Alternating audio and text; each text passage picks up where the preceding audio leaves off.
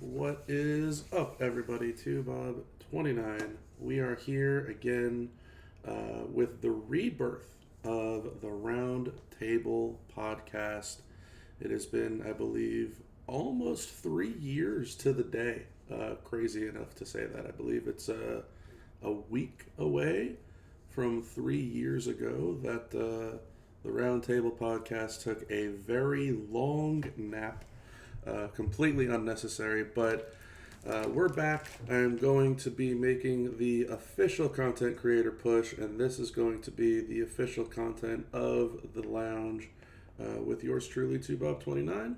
So make sure to kick back, to relax, to grab some snacks. I myself today have a cup of coffee, a bottle of water, and shout out to Mickey D's for the McGriddle. But anyway, we're back with the round table, and I've got a wonderful crew with me today. I've got almost a handful of people. We are missing someone that I really and sincerely wanted to have back on the podcast for the rebirth, but he is currently busy dealing for the World Series of Poker. Mr. Important himself will reveal who he is on the next podcast if you don't know who I'm already talking about. But what we're going to do today is we're going to just go over some of the things that we have encountered in our game of WWE Champions over the past couple of weeks. We are currently in the feud prep time for a flash feud. There's a few things to discuss. We're going over the new bloodline, OTC Roman. There was a dev letter blog post with the return of Mr. Gerson's Gaming, who does not do gaming anymore. So just Gerson. We're going to discuss the Ninja Turtles and the very heavily touted and heavy provided feedback on steel cage rules stipulations for everything that has happened, the showdowns, the tours, the flash feuds. I'm going to go ahead and introduce everyone here very quickly. They're going to just, say hello so you can get familiar with the name and the voice. As you can see, I'm not streaming this right now, and no one's going to be on webcam. This is just going to be an audio-based podcast. But with me today, I have a great crew. We're going to just go in order real quick. So starting off, I've got Ben. Go for it, Ben. Ben B1, Ben B1 from Determination currently. Yeah, be sure and like and subscribe Bob's channel, please. Hell yeah, I appreciate it, Ben. I've got Evolution X. How you doing? Evolution X from TNM. I'm here because Bob said he'd kick me if I wasn't. This is not true. I don't need these rumors to start. I've already heard the rumors about you have to spend. It's bullshit. It's all bullshit. I've also got with me Master Jim. Oi, oi, Savile Lloyd's Master Mate 7 here, and I am the #1 Bischoff fan in the world. And I'm here to spread the word of Bischoff, and I'm from TNM as well. All right, and last but not least, I do have an individual that is just absolutely the heart and soul of this podcast. The one, the only, Southside Envy. In the words of Lizzo, I'm not the man I was or used to be. Bitch, I might be better. Representing the new dude ministry. Southside Envy. I never thought I would hear an intro start with "in the words of Lizzo," but here we are in 2024 with the rebirth of the Round Table. That was fun. All right. Well, so long story short, for those of you that don't know how this works, I am not very adamant about a strict type of format or anything like that. The only thing that I try to stick to is the topics that we have at hand. So I try to focus on the game. I try to talk just about the game. I'm not really solely focused on like what's going on in the real wrestling world right now. I know a lot of people are very interested about the Vince McMahon documentary and talking about what's happening with, SmackDown moving to USA and Raw to Netflix and all that. That is not what this podcast is about. This is pretty much strictly about our game, WWE Champions. There's already way more than enough to discuss with the game. And the format for this is to give a platform to a lot of players that don't feel that they have a voice in the game. And I want to be able to provide that platform and outlet for players to be able to use their voice instead of just going and typing up a couple of sentences and posting it in their Discord or yelling at someone in the DMs or anything like that. It doesn't get very much done. As you all know, and I know it's going to sound like a dead record at this point, make sure to leave your feedback on the forum for things that you don't like. You'll hear me say that again when we discuss the Steel Cage rules at the end of the podcast. But for now, I wanted to get everyone's initial thoughts on what they felt about this month with the new Bloodline.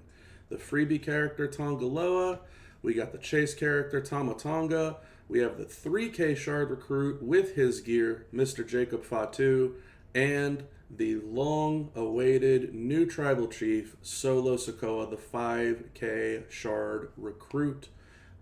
What is everyone's thoughts? And we can go one by one in the sense of characters, or you guys can all just go and have at it.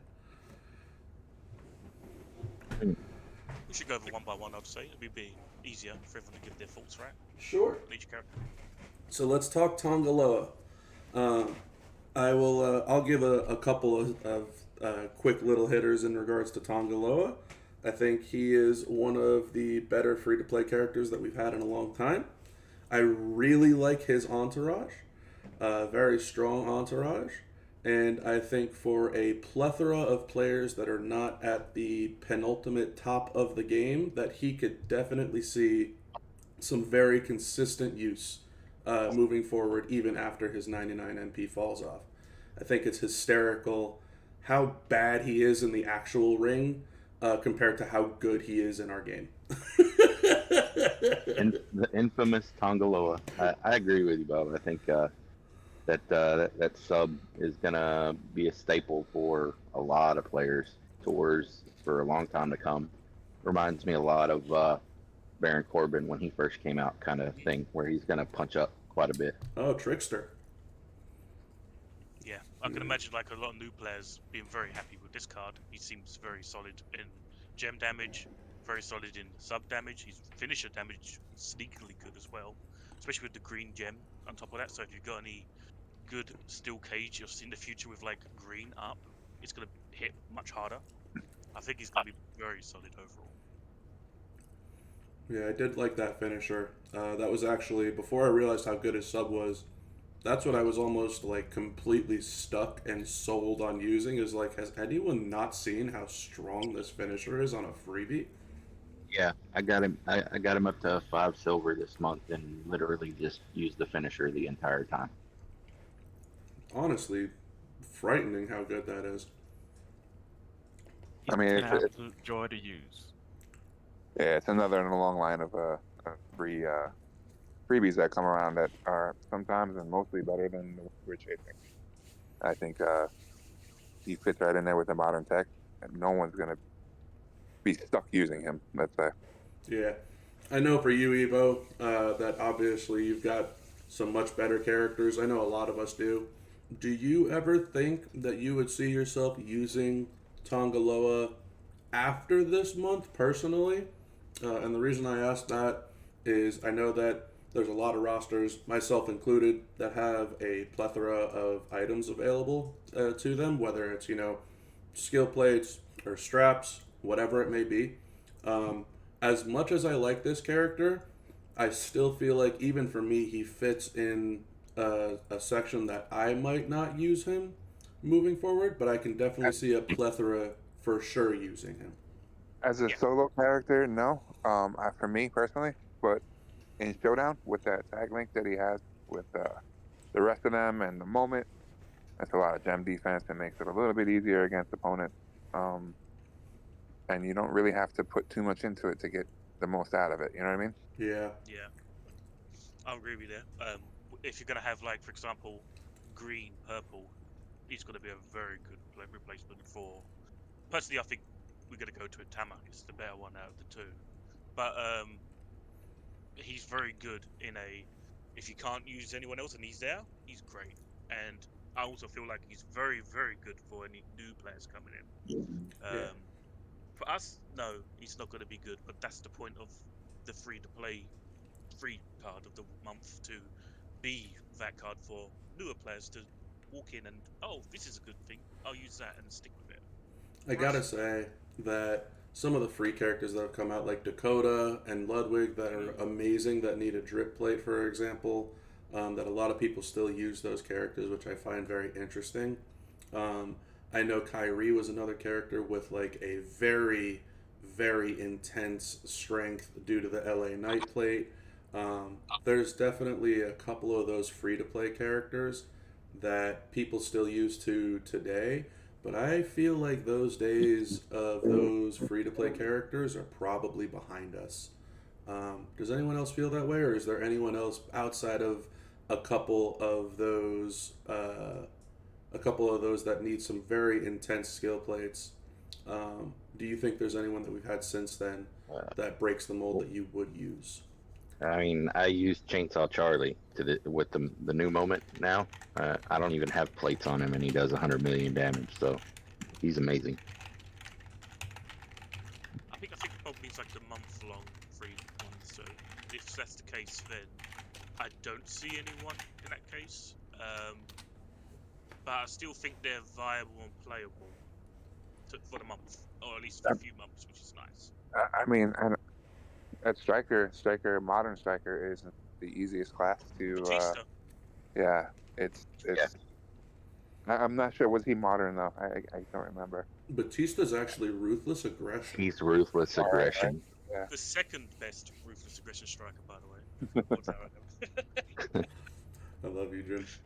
So I mean, I guess, and I know it's a little bit behind us, but you guys figured that Ozzy Osbourne was a free character. I know he wasn't the freebie that month. I'll say so. But if you think Ozzy's free, do you think maybe he breaks that mold of being a free character that people are going to keep using? Absolutely. Yeah. I used him this whole steel cage week because I don't have Jacob or anyone like that. Tama, I kind of figured out he's that good a bit too late. But with Ozzy, I did his two trap moves, blew him up, and I was killing nearly everybody turn one. It was that good. Ozzy's fantastic.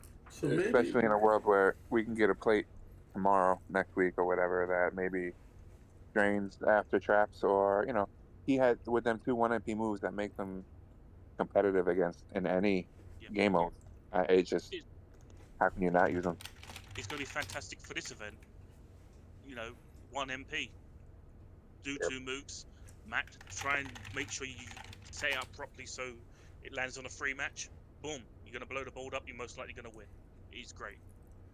I love it. And they flooded the block with the gold, so they're always out there in showdown. See them every time I look up. Oh Another Ozzy. God, you are not wrong, dude. That showdown with the ruthless aggression requirement was brutal with all the Aussies. Yeah, especially since you had to use Rosie for it. Yeah. I mean, look, maybe the freebie characters being used past the month is not behind us.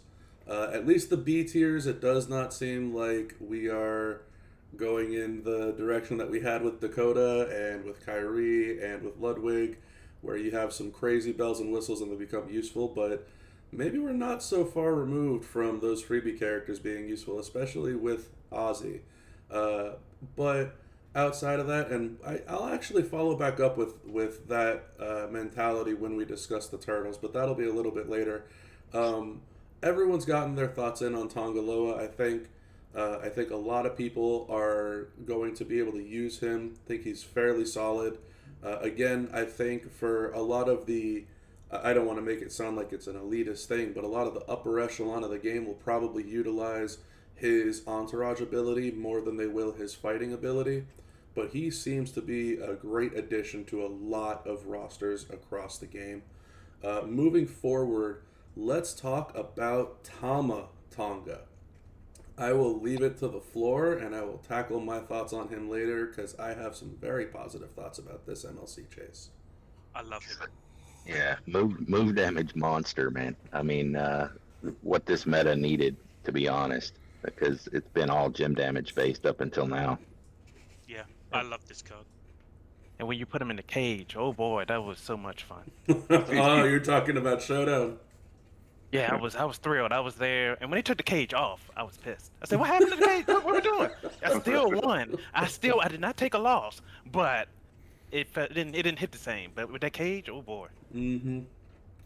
I mean, yeah, and then beyond his fighting ability, which he has like few different ways you could use him, which are not as dependent upon rare stuff, which is great. In a class of Trickster, which is it's not on par with some of our stronger classes in this game. His training ability completely changes a lot of cards. Oh yeah.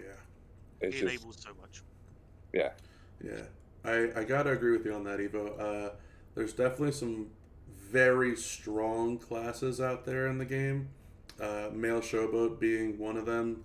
I mean, female Trickster used to be, the bee's knees for a lot of players in this game. So much so that everyone was concerned about who am I going to use my tokens and shards on to take up because I want to take up another one and another one and another one. I feel like he fits that role of male trickster for a lot of players that maybe don't have the absolute upper echelon of the game or all of the bells and whistles in the sense of 100% strap and the skill plates for trickster or like the gears for Hall of Fame Brutus. I feel like this was a very easy to obtain get in the new meta of the game, of the new 6 gold meta of the way they do these month-long contests, and I feel like he was a hell of an addition. I personally loved the move damage setup. I think it'll still be enough to one-shot just about any 6-star gold that isn't a Hall of Famer or doesn't have crazy health boosts on them, even after 99 MP, provided that you build them the right way. Outside of that, I think that coach, wow.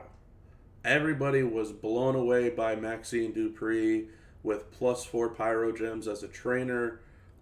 She was making Regal absolutely monstrous. But this Tamatanga character is a freak as a coach and still adding +3. We used to be in the day and age of +1 used to make characters bonkers. A +3 on a coach is wild. Allows you the MP flexibility on the front side and the damage capability on the back side with the pyros. It's insane. I'm very impressed with Tamatanga. Yeah, I was actually worried for him at first. When he first came out, like when you saw the name or when you saw the characters' moves and stuff? When I saw the moves, I was like, oh, how's he going to work? This doesn't seem like much damage. But then when you look at how he can recycle the moves through trainers and coaches and keep that move.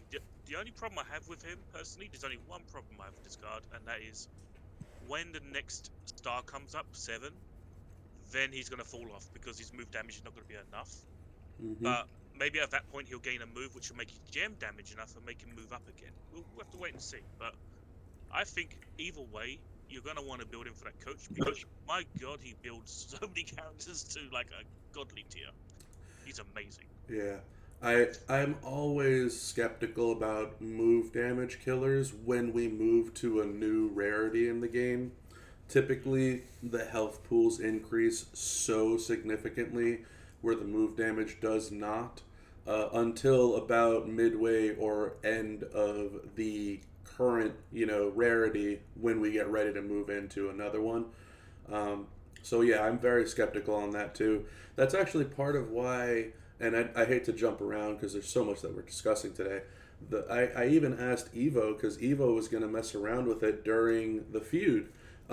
There's another completely viable way of running him, which instead of the move damage is the traps into the leech, into breaking the whole board and recycling. And he was doing bonkers levels of damage with the steel cage boosts for that first feud, right, Evo? He was, yeah. So he converted into purple. So a purple leech gem, and with everything I had on him, was doing about 2.3, 2.4 million each. and he was making 36 of them or something like that. 34 Jesus. into purple. And your So, your Tama wasn't gold. No, silver. Jeez, So he's not gold Louise. yet. Yeah. You're And talking, you're breaking 9 figures at gold effortlessly. And yes, yep. obviously that's the steel cage bonus, but again, I mean, I am very impressed by Tamatanga. If there's ever going to be a card that actually works with Leech Gems, he is the one hope. He's Yeah, the shining beacon of hope. yeah, I can Because agree Leech with you Gems there. are pretty bad. I could definitely agree with you there. All right, let's move on. I think it's might be a little premature to say it, but it probably makes sense to skip the 3K character and move to the 5K character because I know a lot of people have a lot of thoughts on the 3K character, and we'll talk about him in a bit. But let's talk about the S plus tier character, the new tribal chief, Solo Sokoa the Showboat. Um, I will give some very quick hitter thoughts on him. I like him at 99 MP. I think he hits very well with his triple yellow on just some basic move damage. The coach is very impressive. We've only had +1 countdowns to this point, other than subscribing to King of Kings in order to get a +2, and that's a trainer. I think it is a very needed entourage update for the point that we're at in this game in 2024 for a +3 countdown gem. And as a coach, kind of to piggyback on what Evo mentioned earlier, gives a lot more flexibility because typically trainers are much more impactful entourage pieces than coaches are. So I definitely like his entourage. I am not so thrilled with him as a fighter. Again, to circle back on what a lot of us were just talking about, male Showboat has to be one of the most stacked classes in the entire game, if not the most. So it is very, very tough to try and break through that mold. Even for someone like me, I don't think that I will ever use this character as a fighter when 99 MP is over, compared to, for example, Rex Regum, who was the new meta of 6-star gold. The S plus character that they came out with then is a male Showboat, is also the same modern era, and he came out, close to almost 4 or 5 months ago at this point, and he is still most definitely the go-to for Showboat. I don't think Solo breaks that mold. That's also just my opinion. I'm very interested to hear what everybody else thinks about the new tribal chief. Yeah, I'll go first. I think I agree with you 100%. After 99P, he kind of falls way down the pack, and he's also a Piper Plate user. So if I have to choose, because nobody has a million Piper Plates, am I going to choose a Piper Plate on him or on Rex Regum or Regal? And he's not even going to be. It's not a question. So to me, I mean, I like him at 99 MP. I'll use him, but when it's over, he'll pretty much just be a coach. What's your thoughts on the coach? I think it's good. It does allow you to not have to sub to King of Kings, and it's on the coach side, not the trainer side, which opens it up for more offense. There's a few guys that are going to benefit pretty good from that. Sheamus is one with the moment now, and that makes him way better than people think, or that he used to be even. But I think definitely if you can get it, but it's not gonna. It wouldn't make me forced to go reach to get him if I didn't get him the way I got him. So. Gotcha. Yeah, I'm going to piggyback on that one as well. I would say if you can get him, get him. Coach will enable so many cards. I'm thinking of Sheamus was one of them. I was going to say as well, but I'm also thinking of Kofi, the new Turtle Kofi, because of he makes countdowns very cool. And Mm-hmm. also cards, for example, like Zombie Randy will make him pretty good too. So, um, in that case, he's great as a fighter. No, sadly not. There's like so many more better fighters than him. But as an enabler, he's great. And I think some of the times we think of like fighting needs to be fighting cards. But you got to think as well, if you don't have these cards to enable, they're not going to fight a lot of the new stuff. So get Sokar if you can. Don't get upset if you don't get him though. But he's worth going for. Yeah, in that sense.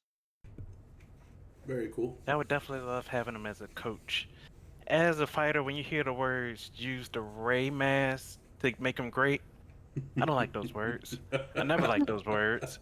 And the fact that they got these new steel cage rules where sometimes you might not even be able to use the plate. I would be so upset to have him 6-star gold, relying on my Ray mask that's nowhere else, and still losing. Yeah. Okay, and I'm gonna change gears a little bit, go a little bit against the grain here, and say that he is underrated as a fighter. And Okay. my eyes were open last night. I have a buddy. Everyone knows Merrick. You know, we talk a lot about the game on the side, and I argued against it because he did. I mean, when he first came out, he looked it looked pretty mid, especially in the class. So strong, where you have 6, 7 showboats that just kill. I mean, and round turn 1, whatever. But looking at him now with the moment, with the in-game boost, in move boost, the 250% on purple, you have a plate that gives more damage on purple by using a purple move, and you're turning the board into purple on boosted power gems. With Mae Young as a coach, Batista as a trainer, he is very viable as a fighter. He will do 80, 90 million damage in feud. So I think a lot of people miss that boat a little bit.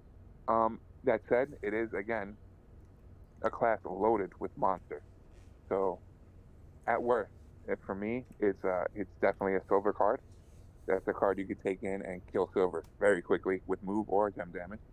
Or you could take him gold if he is the showboat that in a defensive class that really for feud is tough to get good damage out of. I mean, for boss battles, I'm sorry. So he's a defensive showboat, and he does gem damage that I don't think we have many there in that regard. So It's a very good point. I do find it interesting. And I appreciate the fact that you are speaking the truth, Evo, and not just going along with everybody. I for sure am one of those individuals that definitely has an outlook of him not being as fantastic as I guess what I think an S plus tier character should be. Um, I think a lot of people kind of put a lot of eggs in the basket of yellow move damage being the go to in regards to what he can do, especially selling him with the what's the ray plate that Envy was just talking about earlier, the healing gem one. I think it was very interesting that a lot of people went down that road, myself included. I'm curious to see the purple and blue set in regards to how strong his purples can be. And I think the reason that I'm not as, I don't want to say sold on it, but not as gung ho about it is because of all the things that it needs. And it's a weird spot for someone like me to be in because I'm very adamant about characters being good when they have all the bells and whistles. But man, it seems like he really does need quite a few bells and whistles. But what you're talking about too with Batista, with Mae Young, they might not be the most pricey bells and whistles, I guess is a nice way of saying it. There are some things like a lot of people we just talked about earlier for Ludwig and Dakota with the drip plate that you need a drip plate, that you need a very expensive bell and whistle. I think Batista and Mae Young are not in that category of expensive. I think those are characters that are pretty common. So I'm personally interested to see what it'll be like. I think, like you were mentioning on it's tough because that showboat class is already so loaded that so many people have already made their showboat decisions that it's hard to convince someone to now work up a new character all the way to 6-star gold, and they might have not worked up Batista and might have not worked up Mae Young for their fighting ability or their training and coaching ability. So it feels like a lot of resources that you would have to invest, as well as the moment, if you manage to get the moment this month-long midweek, which we can talk about in a little bit here, is fine with me too. A lot of people have a lot of things they need to invest into him to make him good. I think what's funny to me is just how good this showboat as a coach, to piggyback off what was just said earlier, makes other showboats good. I think it's funny that, like, for example, Sheamus or Kofi the Turtle get so much better with just adding Solo on as a coach, and it to me almost, I don't want to say counterintuitive, but it seems very funny to me that it's like you would have to go out of your way to get a 5K showboat to put him on as a coach, and then it makes these showboats that you've had on your account for free or for a little bit of investment and whatnot earlier, and it makes them just about just as good as Solo is as a fighter with all the investment. But I'm very intrigued to see, I guess, moving forward, what he'll be like. I really am. Outside of that, we can move from the 5K and we'll kind of wind it back to the 3K guy. This guy has had a bunch of hype around him, both in real world and in our game. I think a lot of people absolutely love this individual. I had no idea who he was until he made a splash on SmackDown. Hysterically enough, Master Jim is one of the people that showed him to me and couldn't wait to hear my own personal reaction. Our 3K character on the month is Jacob Fatu. He also comes with a gear that you can get this weekend, either from the loot or the prize wall for 70 medallions this weekend. This character, we actually helped both Rusty and Lee on the Champs chat. Also, shout out to Rusty, I see you're listening in. We helped them power rank him, and he was the first character ever to get a perfect ranking in the sense of power, speed, versatility. He doesn't need anything to be ready, and this guy has a monster entourage. Jacob Fatu, I will say, without going too much further, from my own personal outlook, I think is the most flexible character in the history of WWE Champions. I am absolutely blown away by how fun this character is. Yeah, finally, an acro that's worth it. I mean, he is definitely the most flexible character. Multiple move sets. They all do ridiculous things. You don't have to have a lot of special things to make him do ridiculous things. It's crazy. He's definitely the best character of the month. Easy. And he's a very low MP character, so when these steel cage rules come in, he's still going to be very good. Yeah. I've He's never right. seen somebody that you can get 100% gem damage strap and be happy with, or a 60% gem defense strap and be happy with. You get your hard, you get your soft, and you win either way. Yeah, he's the first. He's the first since Striker Orton that armor. You know, you could actually run defensive with him, and he's gonna just absolutely wreck people. He can run offense. He can run defense. I find I like using him more in Showdown than Feud. Feud with the gem damage for me feels intense. I don't know what the right word is. It's a lot because you gotta lay down the pyros.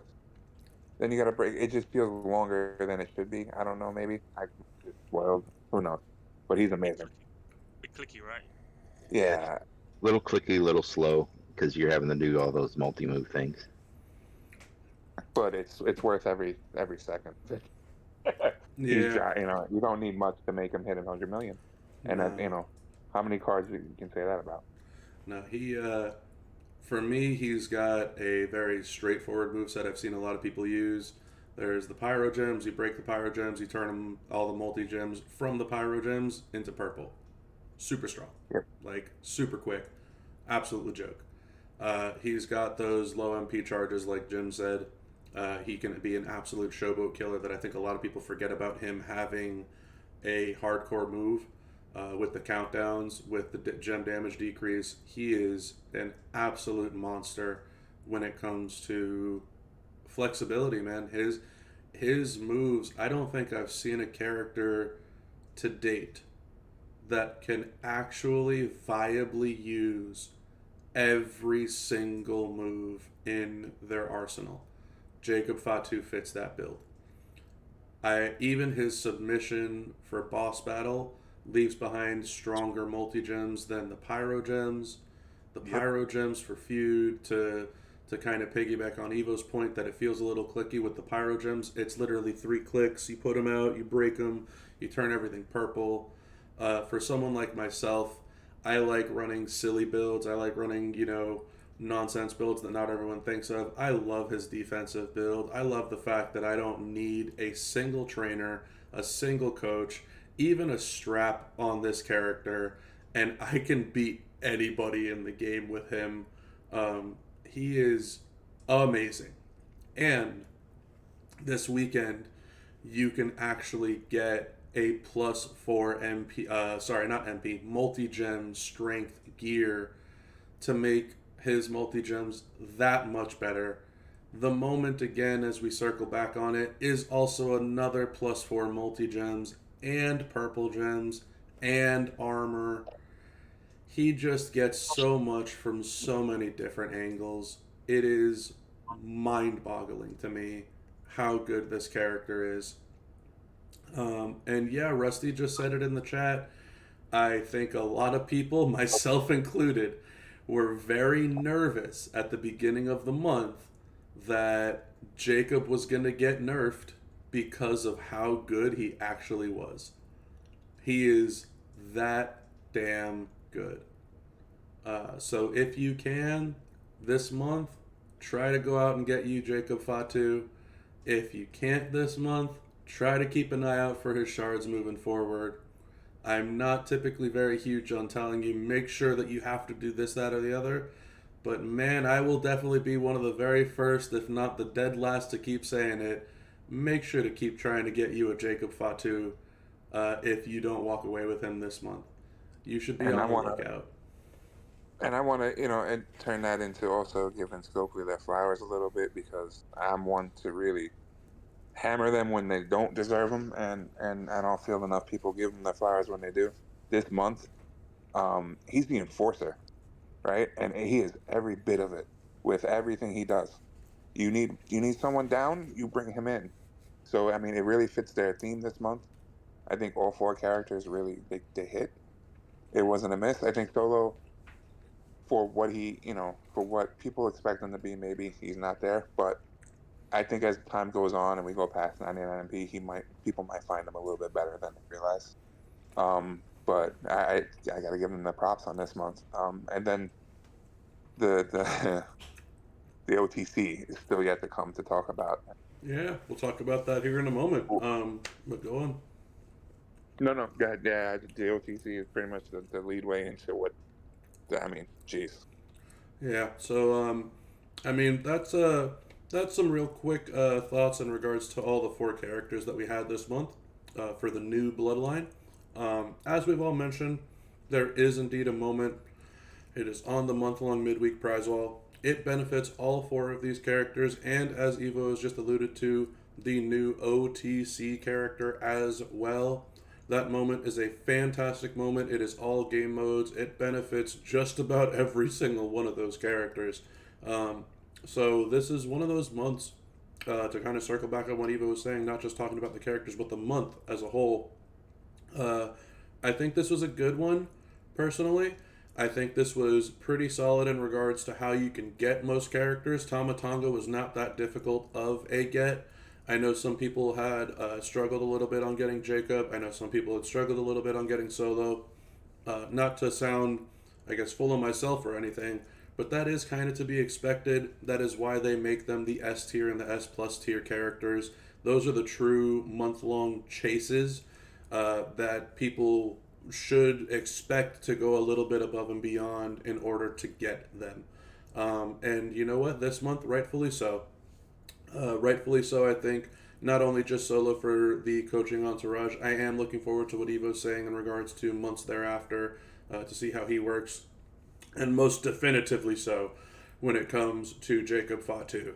Absolutely a top-notch class for the month. And yes, I do have to give Scopely their credits on this one. This was one heck of a September class of characters. Very fantastic. If anyone has anything else to say on the month before we talk about OTC, feel free to get it in now, and I'll pass it on to you, and then we'll move on to discussing OTC. I'll give this Scope month? one thing. Oh, sorry. You go first, Self. Well, this month Semi brought me out of retirement. I got 3 out of the 4 characters, and it felt good. I maxed the month. Got the was the Piper Plate. Yep. So I got the Piper Plate. Got 2 of the people at 6-star and Tangaloa at 5-star gold. Everything's looking up for these bloodline people. I like it. Very impressive. Don't sleep on that Tama plate either, because that plate's super awesome as well. Yeah, this was a great month for skill plates. Go on, Jimbo. One thing I'll mention is they've done a very good job this month because I'm a non-spender for a little while now, so it's harder for me to get the 3K and 5Ks. But I will say they've done a very good job this month on getting the 3K. They've given so many Maxine Dupree shards away this month. It's actually made a lot of people be able to get her that couldn't get her last month. If they continue on this route of letting the 3K character be on a lot of event walls and get 100, 200 shards, for example, for each event, I think that's a good route going forward for free to play, because I spend $20 at the beginning of the month for the 3-star bronze, silver, sorry. The starter pack. Starter pack, yeah, the first $20 one, and that is it pretty much for the most part. And I got Maxine Dupree, and if the same route goes next month, which I don't think it will because it's zombies, which we will talk about soon. Sure. But I feel like hopefully I should be able to get Jacob at that point. And I'm not too upset about not getting him this month in that sense, because like you said, he's a very good card and he deserves to be like a special reward for people that will go a little bit further to achieve getting him. So you feel that with enough effort, I guess, putting into the game, that you feel confident, like, for example, with Maxine, and I guess the month prior, did you end up getting Julius, Jim? I did, yes. I feel like as long as they continue doing the route they're doing of Showdown or the last event, having shards for that particular month's card, I easily can do it. It's I would say I'm right now about 170 away from Jacob, so I should easily be able to get him next month if they do the same routine. Right. I think, like you mentioned, we don't know what happens with Zombies month. That's typically like their month off. But we can definitely hope that it takes place in November. I think with the trend that they've had recently, it seems like it would be pretty doable without some major spending, but actually putting in the effort to play and make sure that you hit all your milestones and marks, that you can definitely walk away with a good chunk from month to month. That's good to hear for sure. And one thing to, I guess, touch on too with what Envy and Ben were both saying, this month has been very solid for skill plates. The Tamatonga skill plate from the Showdown weekend, definitely not the cheapest thing under the sun, but very impressive. When you make, I forget, I think it's 6 or 8 trap gems that you will get, I believe it's 300% purple gem damage as an ultimate plate. It is a very, very strong skill plate, and if you were someone who maxed out the monthly at the 500K MLC contest. You were getting, I think they're called gold medallions, prize wall medallions. I don't know the exact terminology of them. But I know a lot of people were going for the typical 6-star gold loot coins ever since that loot has come out. This month, I think we've seen a major shift from those loot coins, and almost everybody that I know of has made sure to pick up that Piper Ultimate plate, which is just an absolute world beater for some characters. When you make 4 or more pyro gems to increase all of your gem damage by 100% and your yellow gems by 500 additional percent. If you haven't already decided on what you're spending your monthly medallions on, that is definitely a great spot to start instead of just hoping to get some random 6-star gold characters that are most likely going to be back next month in the same 6-star gold loot, and you will most likely not have a chance to pick up another Piper Pyro Ultimate plate. So yeah, I gotta give Scopely their kudos on this one. A great class of characters, a solid set of skill plates, and some very good progression even for the players that are not going and breaking the bank. I think this was a great Bloodline month. And just to piggyback on that real quick from my personal point of view, I walked away for a bit. Sure. And one of the reasons I did walk away was a lot of these cards that we would be chasing during the month were 99 MP good, and that's it. Once the 99 MP had went away, these, you were just on to the next chase because they weren't really viable to use mostly, for the most part. Mm-hmm. I think this month they hammered that in where, I could see myself using any one of these cards past 99 MP in the future, especially as more plates and now with these steel cage rules, that opens up the door to a lot of cards that we haven't used. Yeah. Also, with the plate thing, real quick, the Tama plate, love it. Scopely, fix Brutus, please. Please. Putting it out there. I'm using my voice. And then, and that's it.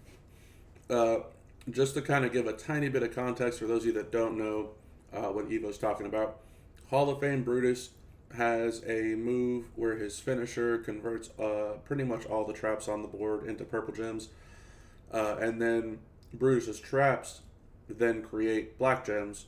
There's something going on with the character where the purple gem damage on those trap gems when he hits the finisher just dissipates into thin air. It doesn't actually do damage to the opponent. It doesn't actually add on to the pin bar. It just doesn't exist.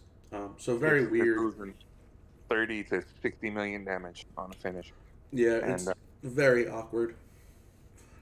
So if you guys can look into that, if anyone even listens to this for that matter, that'd be great. But yeah, we're gonna move forward. Just a quick little note for a lot of people that are listening in right now live in the Discord server. We have about 5 minutes until Flash View 2 starts. I want to thank everyone that is actually part of the podcast and is talking with us. Hopefully you guys can all get your CSS in. I will most likely be turning on the game and trying to use a couple of props per Evo's suggestion to get the Brawn Breaker CSS done here in a couple of minutes while we're still doing the podcast. But I think a good transition here is going from the new bloodline to the original bloodline. The original tribal chief, Roman Reigns, has made his way into WWE Champions. Envy, I see you've unmuted. I will pass the floor to you. Go for it. He is the original tail clapper. This card claps them cheeks. Let's talk about it. Envy is determined that OTC is not original tribal chief. It is not over the counter. Envy has started his own prerogative on pushing a new moniker for Roman Reigns. So for those of you listening in live, for those of you listening in on the playback on YouTube, don't be surprised when you hear tail or clap or any of these words, because Envy's going to be saying them a lot. But OTC... My one is in the air. No pauses. No pauses. OTC Roman has made his way to the game. He is also a 99 MP character. He is also on that month-long moment as well. He seems to be a freak of a character. By far one of the strongest characters that we've had in game. Not just Roman, not just strikers, not just this, that, or the other. Not just. He is very, very good. And Scopely has put the price tag of a very, very good character on Mr. OTC Roman. There are two ways to get him as of this recording. Number one, as always, pull him in the loot. Very rare.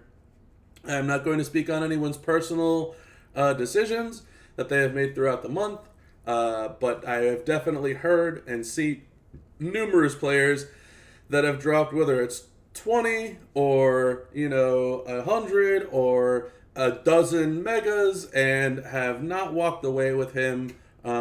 There is a plethora of individuals that have pretty much given up on hitting him in the loot. The other guaranteed way, which, yes, guarantee is a very tough word with Scopely, that you can get him is on the weekly portal spend events. You have to spend a grand whopping total of $525 per week. Very, very pricey character. A lot of members of the community, myself included, are hopeful and waiting that he makes his way to the Universal Champions Club store on the portal. That will hopefully be a great addition to the club store. I don't think that any price involved, whether it's 200K like Naomi or 400K or even 700K, I don't think anyone's going to be surprised at whatever price it comes out at. I think people just want to know that he will be available. I gotta ask, what is everyone's thoughts on OTC Roman? I haven't even looked at any of the videos because I don't want to be persuaded to go all in on the guy. I know he's good. I just assume because he's OTC Roman. So I'm purposefully not. I know nothing about how to play the guy. I just know he's there. So probably your best decision because I'm in a rabbit hole of pain chasing that card. That's the one thing I do hate, and to borrow from another piece, the other hate about this month is how they released this card. Never liked it. Never liked the no shot releases, or any method. Like, I mean, $2,000 for a card in this world right now is kind of crazy for a mobile game. But it is what it is. He is a monster of a card, though. No, I'm just gonna go buy a dirt bike instead. Word. They build. Yeah, I kind of feel the same way. He's extremely good, but I could buy myself a brand new PC for that price. No, thank you. yeah. My only real kind of problem I have with these kind of cards, like Naomi wasn't expensive, but still for a lot of people like myself, it's a lot. Is there needed to be CS so frequently, and it kind of I'll say nicely, it bugs me a little bit. So like in the last feud, for example, here's Naomi again for the second month in a row. It's very frustrating. I wish they would continue using. They can use her as a bonus. Don't make her, please don't make her be like an absolute. You must have her to make sure you get the last milestones and stuff, because that is just gonna annoy the heck out of me. So other than that, he's a great card. If you got him and pulled him, if you paid for him, down on you. Great card, but I'm not gonna spend that much for a video game character. Sorry. All right, to his NB. point, I'm sorry. To his point, real quick, is with Naomi. It's fine if you want to put a card out there that you can't get other than, you're going to be doing pulls for the MLC card, and it's a lucky thing, great. But if you're going to, put them as requirements to complete events and stuff, that's where it gets really sketchy. Putting that price tag on I forget what Bob calls it, but the CSS. Oh, the Universal Club. Yeah. No, the CSS, how you call the game, having the CSS gotcha, whatever it is. But Oh, having CSS put in, Simulator. yeah, if you put the CSS, if you put him in that rotation, that hurts a lot of people because not a lot of people are gonna have him. Yeah. He's he is not going to be a common character by any stretch of the imagination. He is not going to be a very kind character to chase after in any stretch of the word or even thought. I do have to say that I agree. I really hope they do not make him such a consistent requirement. To Jim's point, Naomi has been the past 3 consecutive feud requirements for the top lane. It is very tough to break out of that realm, of that world, where the game still feels playable and accessible without feeling punishing. And the idea that you would be punishing players for not spending, $2,000 plus, or spending on the weekends or the midweeks, or hoping to pull him through the loot. That is not a feels good type of thing for a plethora of the player base. Even for those that have him, I don't think that it feels good for those players that have him, because it almost is one of those things that you don't want to talk about to your friends or your faction mates. It's very indie-esque. When Indy first came out, it was like she was the Voldemort of the game, where it's like, oh, you don't talk about Indy just because you got Indy. It's like she doesn't exist. And that was very tough for a lot of players to get over. It definitely had a lot of individuals very annoyed, very upset that their RNG wasn't as good. It's a very tough spot to be in, I have to say.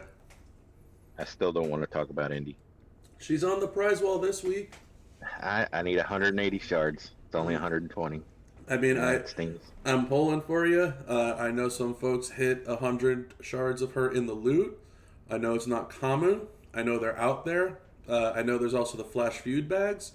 So I'm definitely rooting for you, Ben. 100%. Yeah, I'm getting there. I'm getting close, but I've gotten 20 from the flash shoot bag so far. That's it. 15 from the solo bag and 5 from the other one. I mean, dang, dude. 20 is better than I did that one Flash Feud month where it took me Flash Feud 1, 2, and 3 of getting 0 until Flash Feud 4. I got like 25. It was brutal, but they're out there. I think what you said sums it up actually really perfectly. Like, you want it. I can understand wanting to reward people that spend. I'm a spender. I can understand maybe making like an OTC or a Naomi or an indie stretch goal stuff to if you have it, great. You can get extra things from weekends or during the week during events.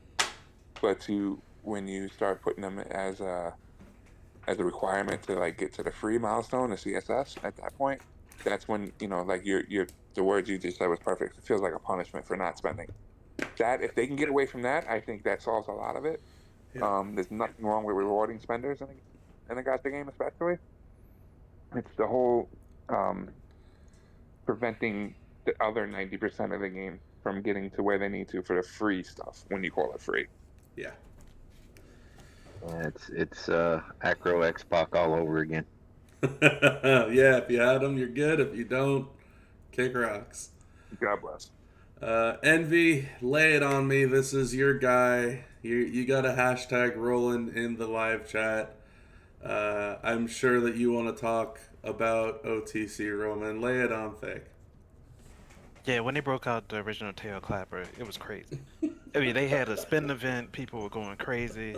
I stayed out of staying. But, I mean, it was tempting. These guys made a guy that could hit hard, really hard, gave him a moment, gave all sorts of stuff out here. And he is going to do damage for a good little while. Yeah, he seems... it's funny. I think as much as we've all discussed the character, I don't think anyone's actually touched base on how strong the character is, I was just or thinking that. Yeah. yeah, So or like you like were the saying, entourage or anything. the Piper plate with him, you know how you're talking about the Piper plate, right? There's Yep. one thing that is another thing that people he is anti pyro.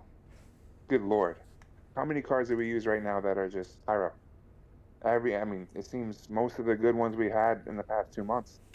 So you know, you have him. That's a big advantage.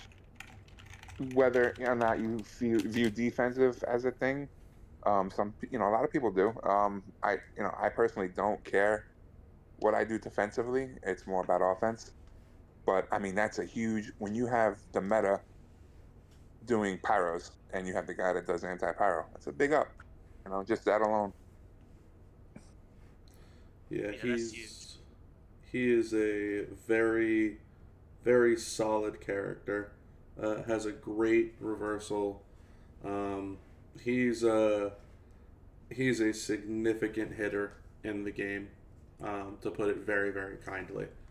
Uh, I think a lot of people would look forward to getting him. I think it's funny, even Ben was mentioning that he knows he's so strong, but hasn't even looked up, videos of him or not, just simply based on the idea of how strong he is, just to not get tempted. Um, I think I think a lot of people will be using that character if they get him for the foreseeable future. I think to piggyback on what Jim was talking about with Tamatonga, that this character does not fit that bill. I feel like he will definitely be used for a long, long time coming. I don't see how he's not going to be. Um, so very intrigued, very interested to see if there's a way to walk away with OTC again, whether it's in the club or whether it is getting lucky on a poll, which I mean that is not a very common trait that a lot of people can do. Um, but we'll switch over from OTC, and I want to kind of sidetrack a little bit. We had, like I was mentioning at the top of the podcast, we had a dev letter this month. We had the return of Mr. Gerson's Gaming, no longer Gerson's Gaming, just G. I wanted to know, what did everybody think about the idea that we are actually getting a dev letter in the game? I know it sounds a little silly, but we had a whole stream and a blog post dedicated to it. Gerson essentially went through a whole video indicating what the letter was going to be about. He went through the new blog, which included the steel cage match breakdowns. They were discussing things that are in development, such as the strap filter and UI updates. I know Piper has been asking for the strap filter forever. I've been asking for UI updates since, God, let me look at the date, 2.5 years ago. And there are things in concept such as new game modes.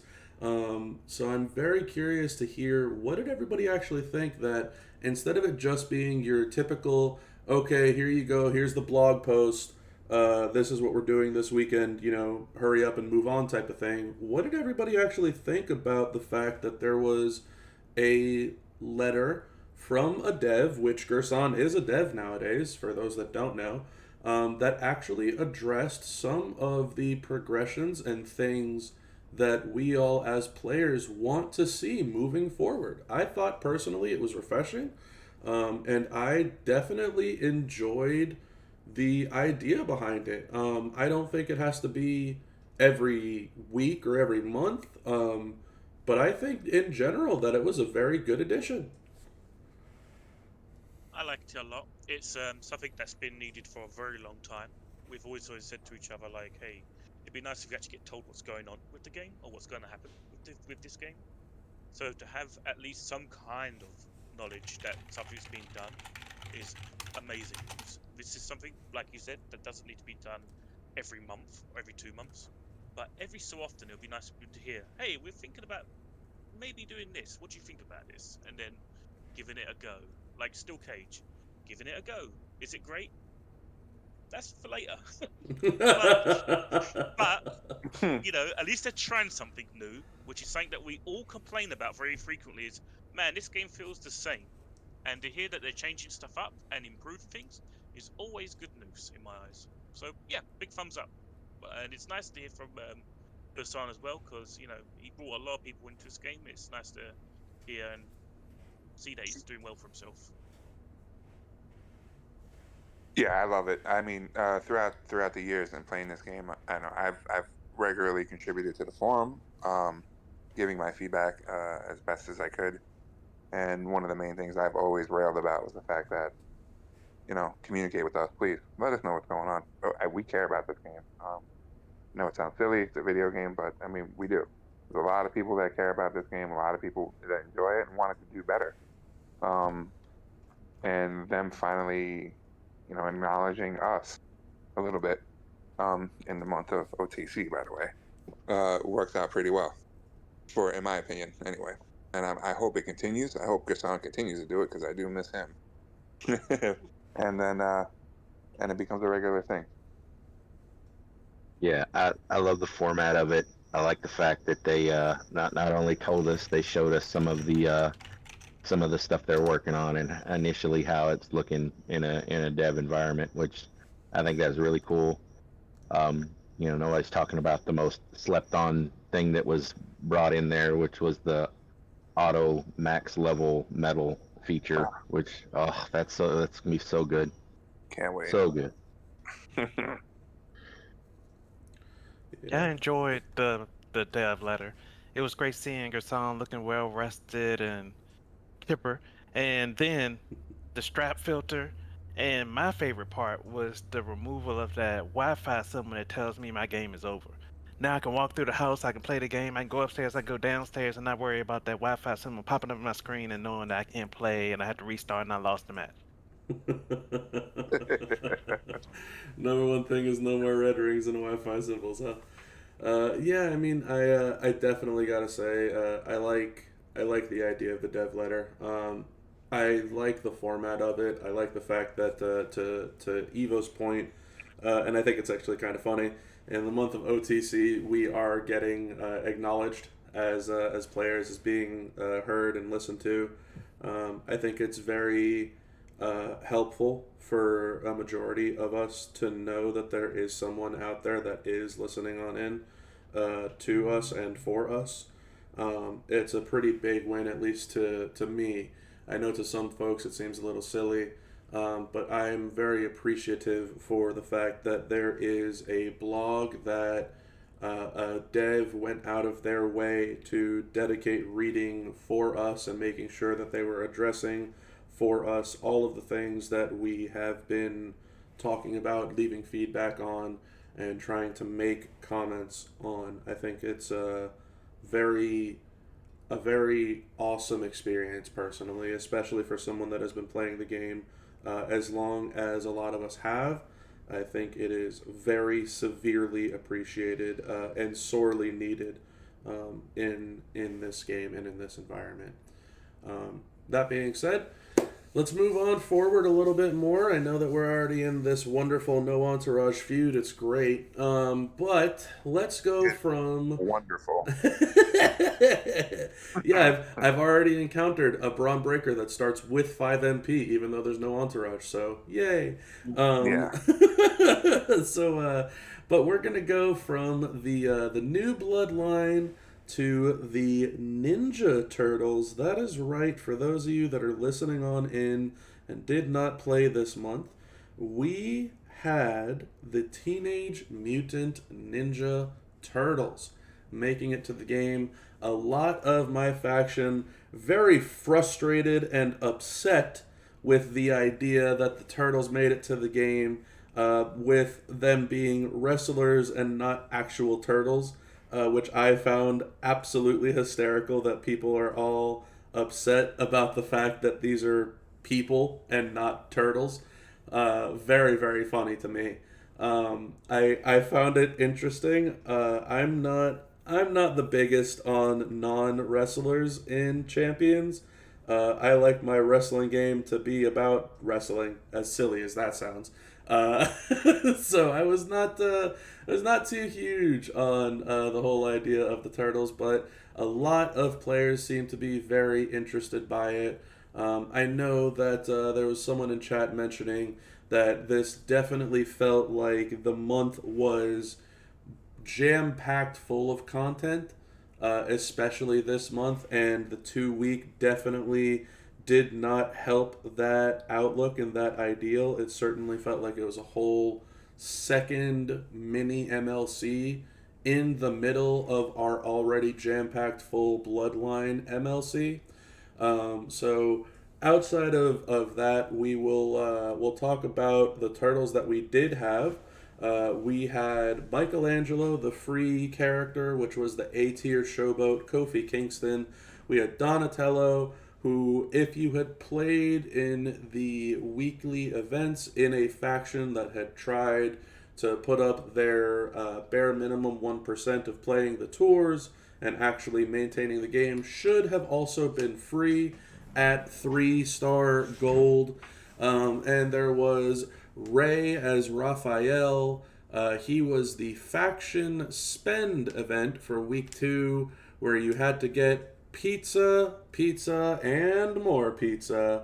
And I'm sure Evo is getting sick to his stomach listening about the word pizza. And the one and only Leonardo Seth freaking Rollins was our 4 sets of the Ninja Turtles this past 2 weekly. Seth Rollins being the S plus tier character. Very expensive for the solo side of things, yet nowhere near as expensive as the OTC Chase character on the month. This 2-week event came with a faction boss, 4 days worth of showdowns, 4 days worth of tours, and 4 days worth of a whole lot of spending on pizza and not actually eating any. There was a lot of hype behind them when they first came out. I think that now the Turtle event is over, I'm very curious to hear what everyone's thoughts on the characters are.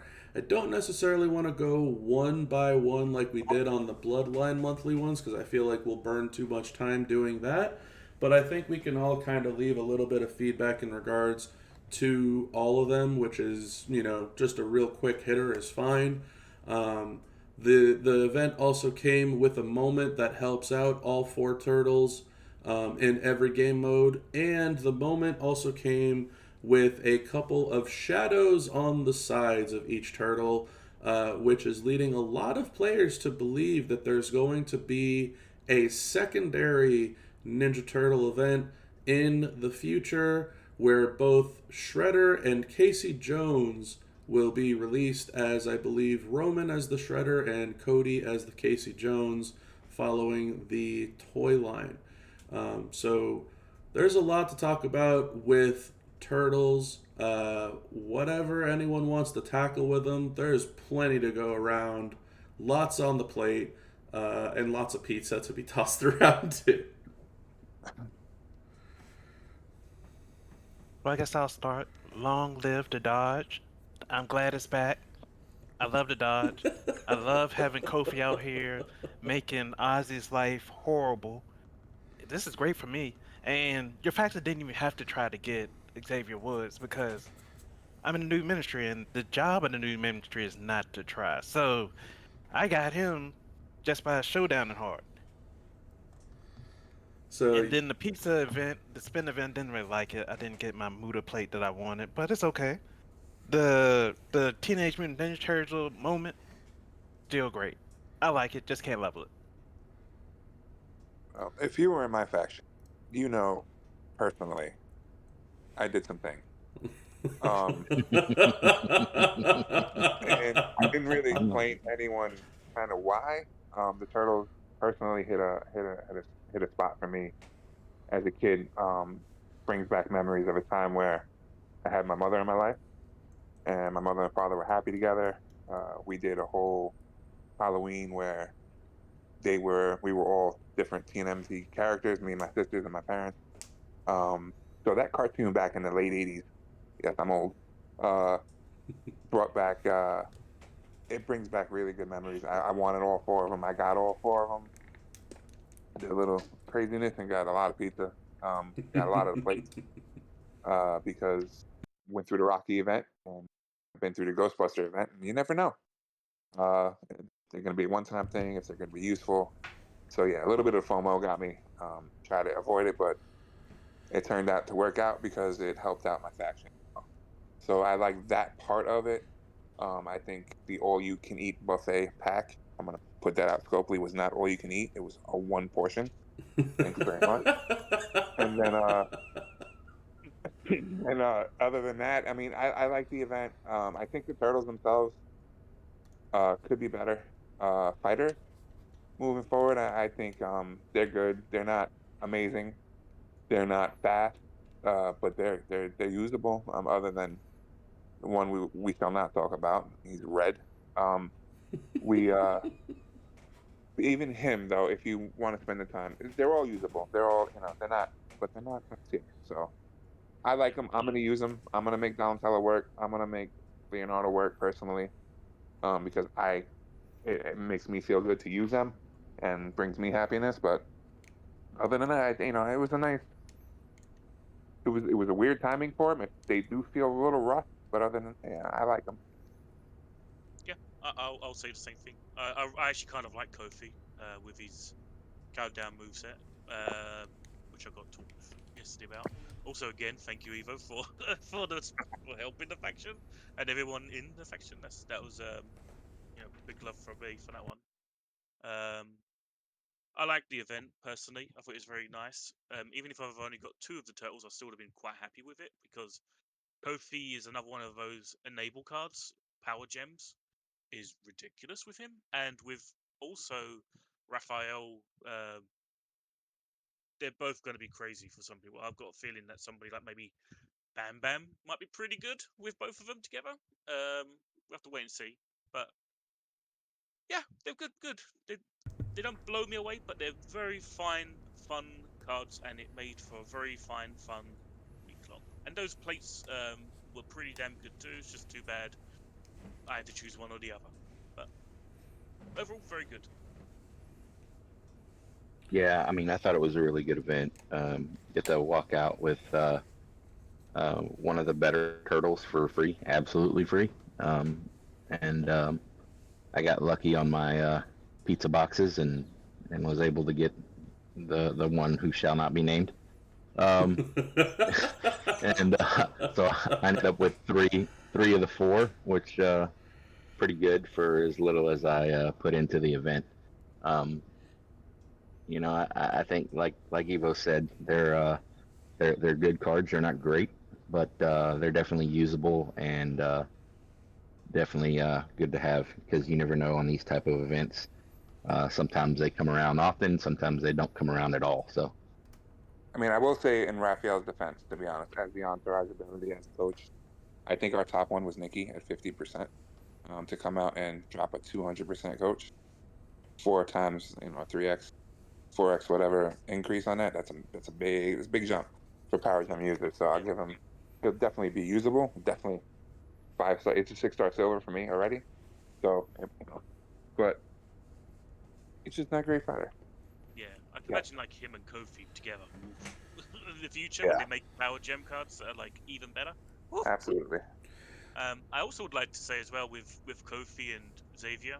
Xavier was very personally because the faction I'm in, but also I feel like even if I didn't get the faction, if I was like in a lower one and I still made a decent amount of coin, I still think Xavier was very gettable. It wasn't hard to get, so I think for the most part, for most players, you should at least have 2 of the turtles, and they're not bad.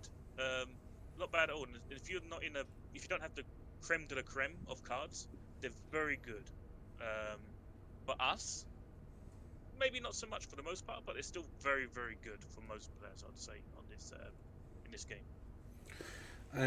I definitely feel like this is very reminiscent to when we were talking about Tonga Loa at the beginning of the podcast. That a lot of these characters are efficient.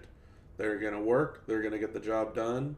They may not be, right, like Jim just said, the creme de la creme, or for the elite player that you're going to use them because they're one click, two click, and win. This is very reminiscent to me of the old 3-star, 4-star days. There was not a lot of one click, two click winners back then. There was a lot of setup, a lot of turn 2, turn 3 wins. That's what these characters feel like. I know it's almost silly to say it, but they are turtles. The way that I think of a turtle is slow. The way that they play is slow. They have all of them built-in dodge moves. Kofi has the 100% gem. Woods and Ray both have the 50% move. Seth has the 100% gem and move. Seth is the only one, again, because of how much he costs, that you can actually argue isn't slow.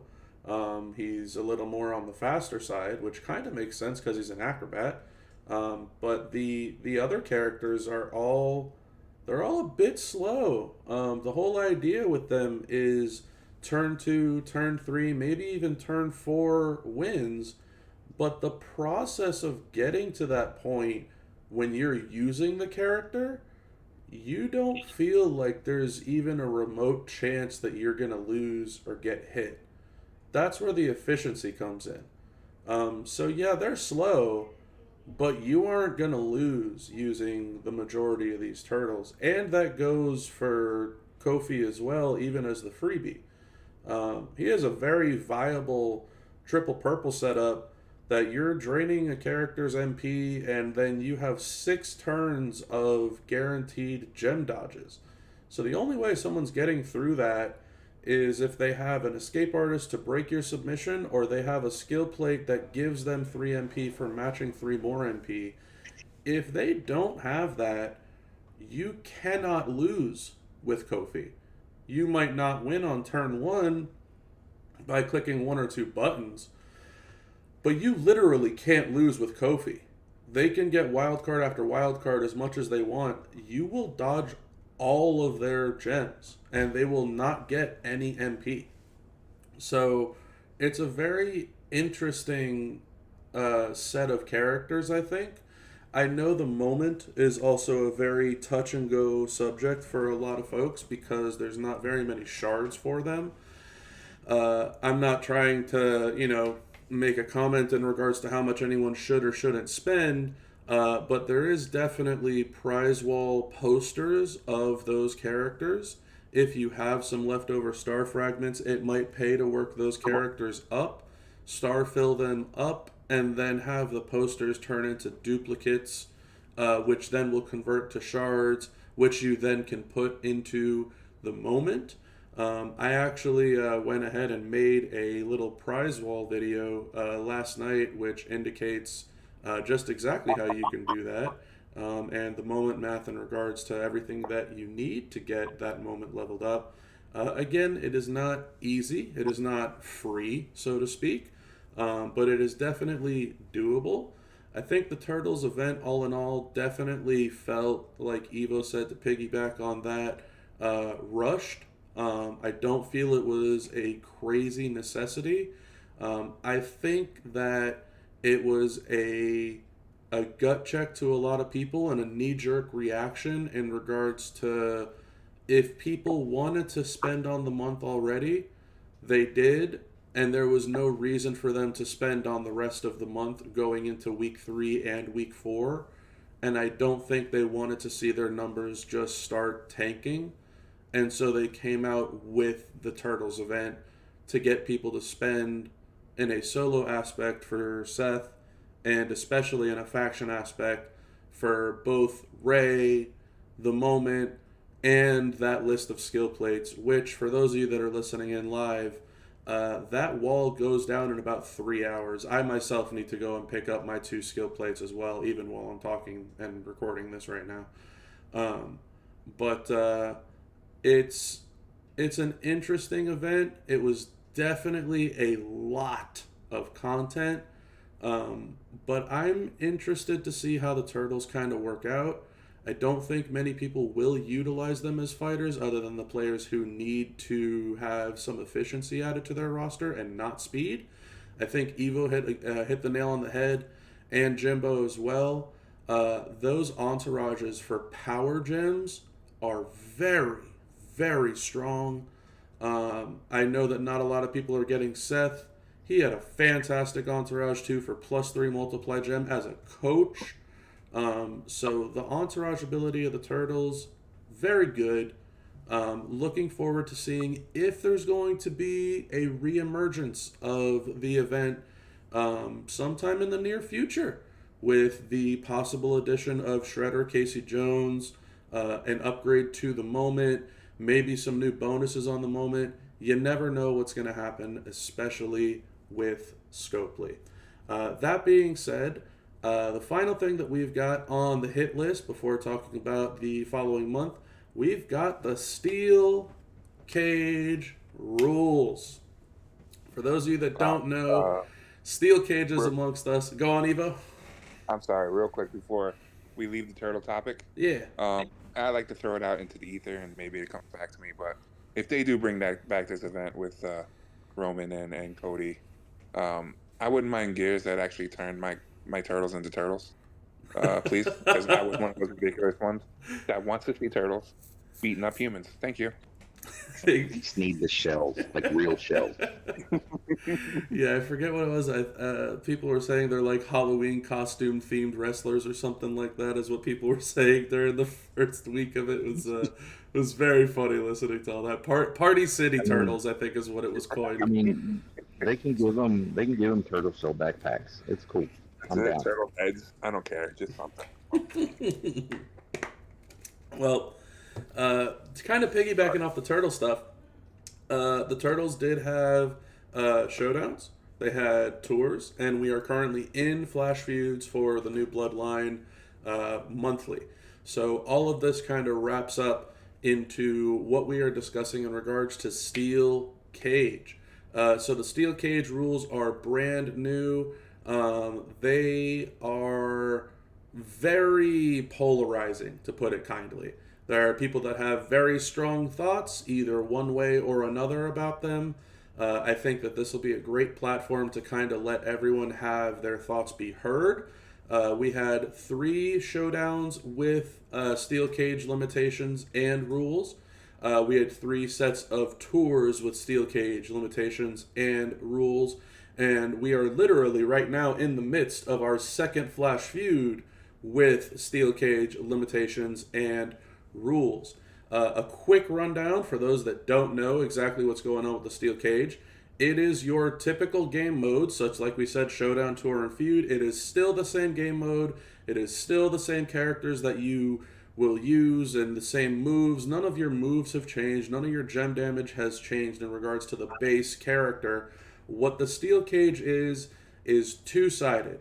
There is the thing that is locked out. You cannot use it. So, for example, Flash Feud number 1, you can't use skill plates.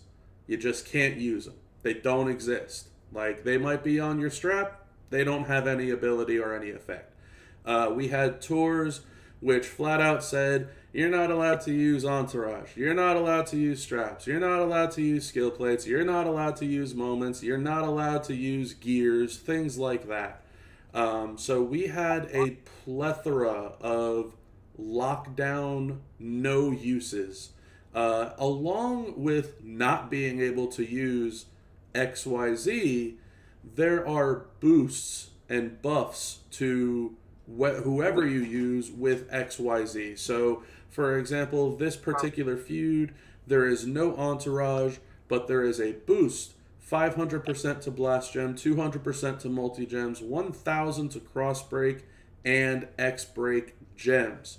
That is the current feud that we are living in right this moment. Something to note, a couple things about them.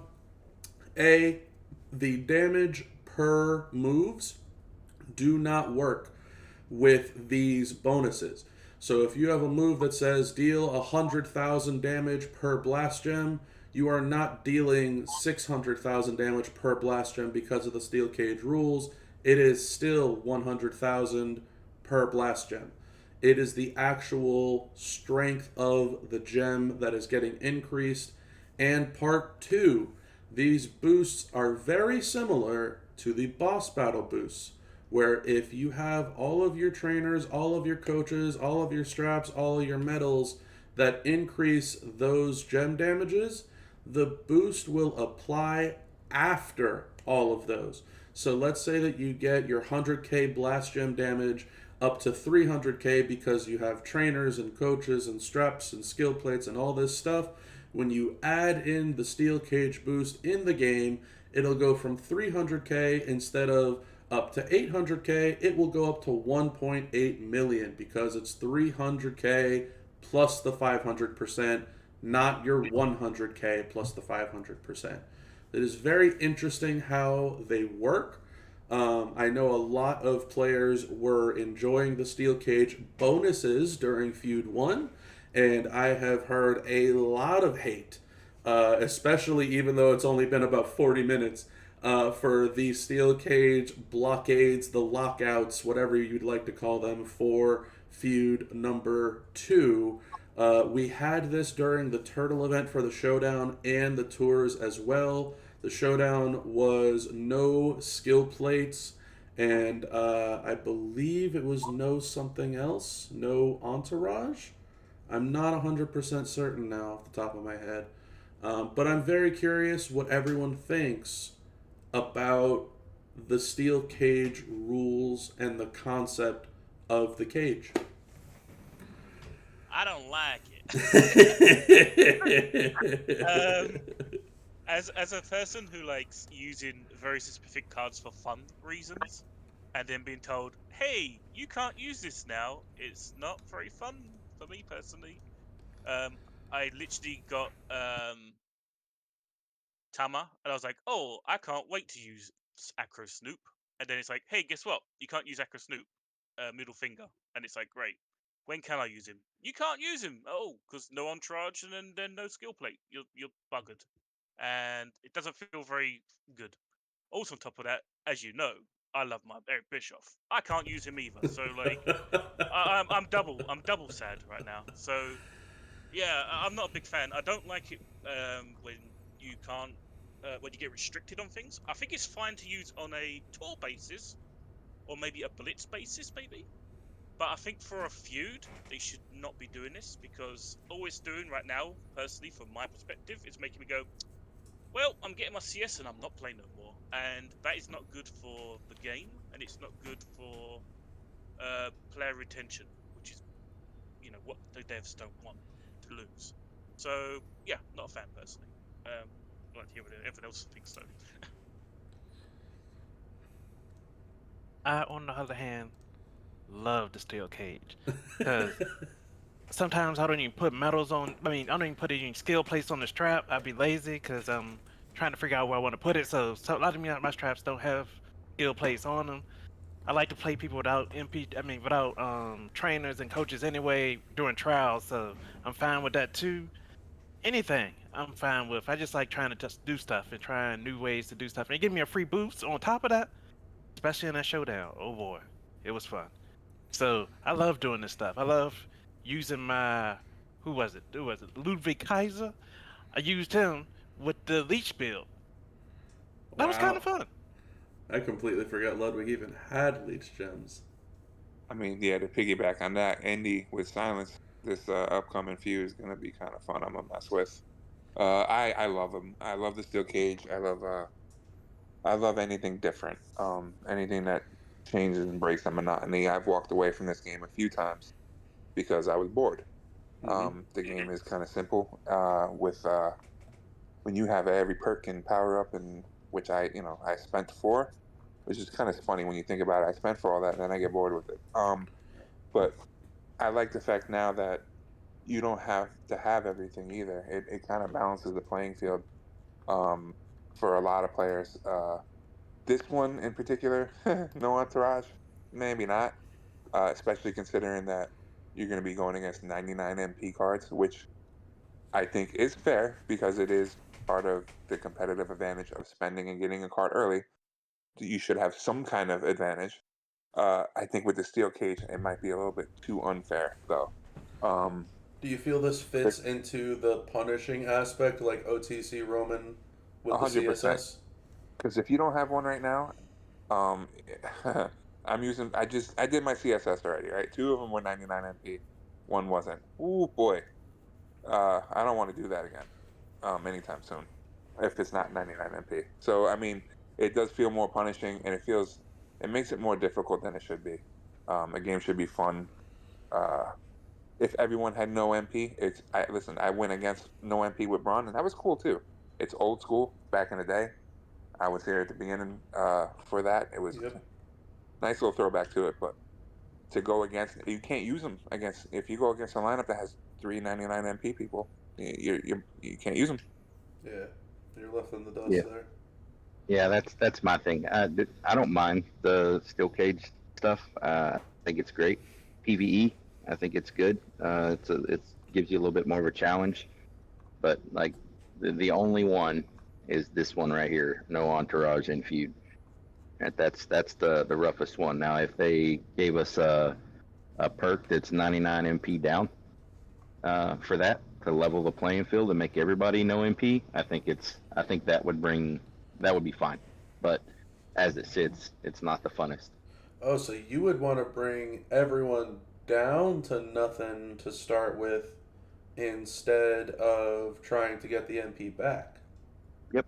I mean, if we're gonna do no entourage, let's just go old school. Let's go back 6 years and get some tough Yeah, step action going on. So does that totally agree.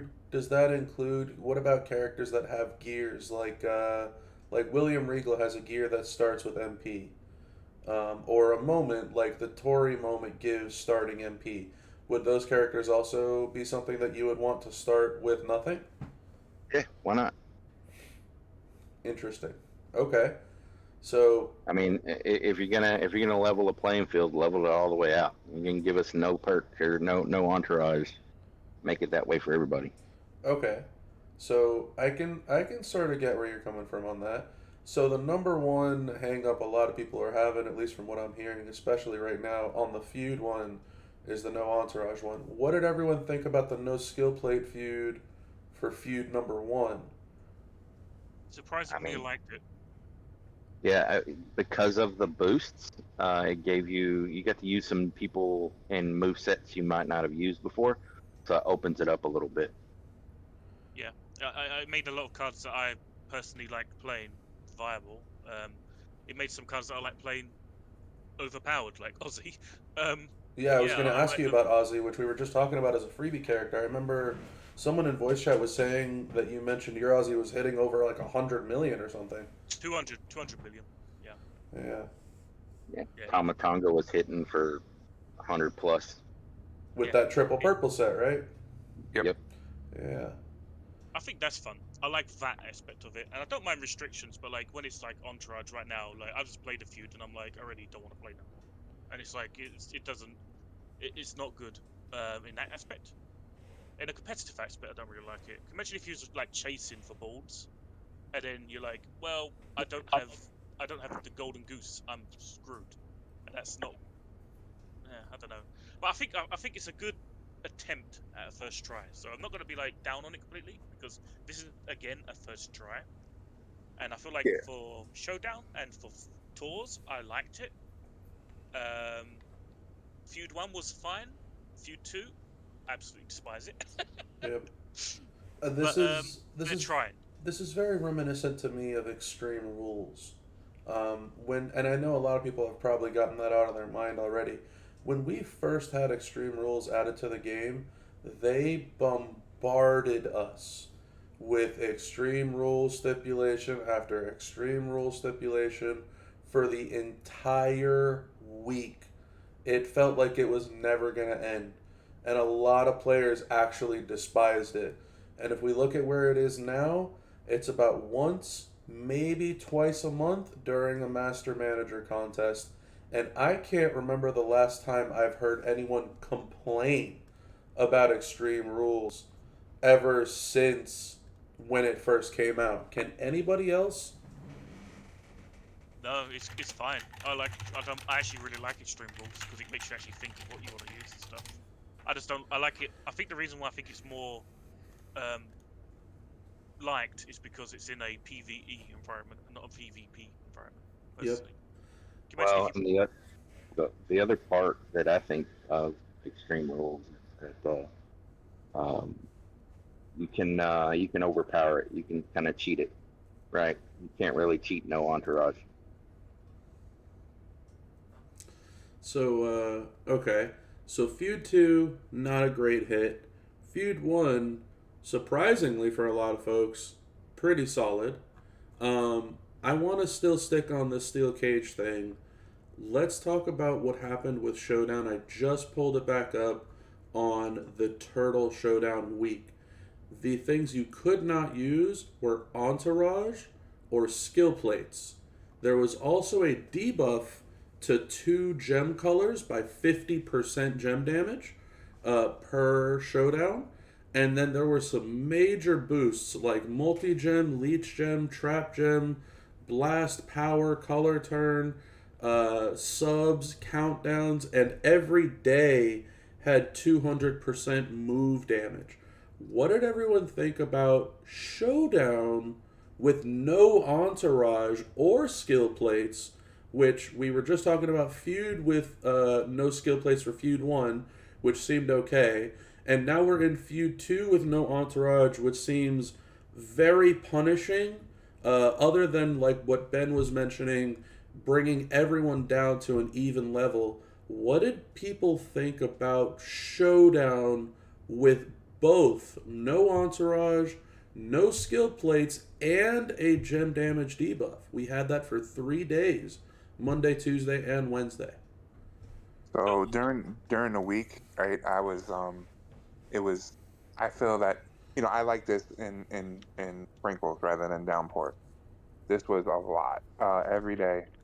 After the first day, I went and rushed ahead and got Leonardo for Showdown, and just I didn't have to worry about anything else.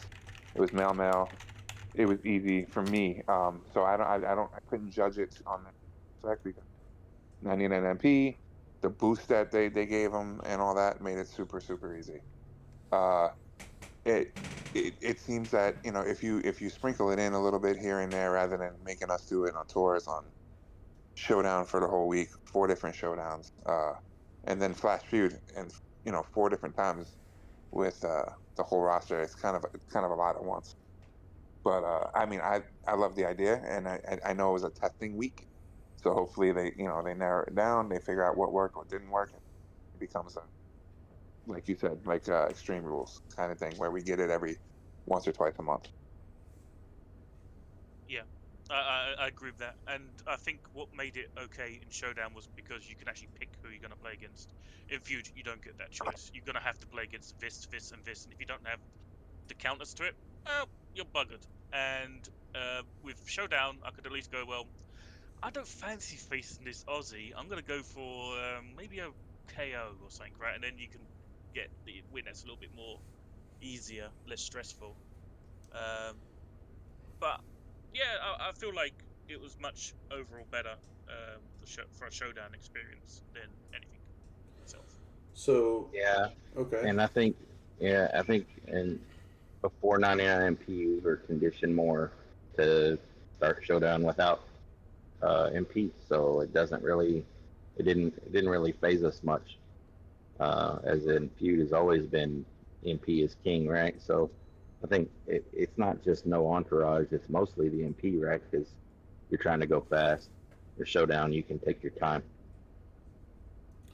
So Showdown not as brutal, even though it had both restrictions of no entourage and no skill plates. Would you all be opposed to Showdown making a comeback with the steel cage rules and those steel cage rules still being no entourage, no skill plates? I know the steel cage can be a lot of no things, like maybe no perks would be one, or no gears or no moments. I know there's a lot of things that a lot of us have spent big money on to get access to those things, like skill plates included. But is there a world where Showdown makes a comeback, even though it's a PvP game mode? Because I guess it's more pick and choosy in regards to what opponents you're fighting, and like to Ben's point, that it's not time sensitive. Do you think there's a world where Steel Cage and Showdown can mesh together? Yeah, I think so. As long as they keep the choices you can make for offense open. If they make it like you can only use Trickster, you can only use Acrobat or whatever, then I can see it becoming frustrating. But if they keep it open, I think it's fine. Yeah, I think it could be an exclusive Showdown feature, to be honest, and I think everybody would probably figure it out. Showdown would be fine with me with the cage. I love the cage for this past showdown, especially because of the boost that it gave to Tamatonga, Mhm. and it was great. I mean, even when I switched to using Kofi against Ozzy just to mess with him, oh, that was so fun. That's gonna be fun You're without this. talking about the Turtle Kofi against People's Aussie Defense. Yeah, because when Ozzy swipes, nothing happens. So Yeah. that's a Uh-huh. big joy. I just found Okay. out the hard way. Evo, what's your thought on it making a return to Showdown? The Steel Cage, that is. I mean, personally, I could see it in any mode. Showdown would be fine. It's not super, Showdown. I think Ben made a great point. I was conditioned to at least starting with 0 MP and using match trainers and making it work.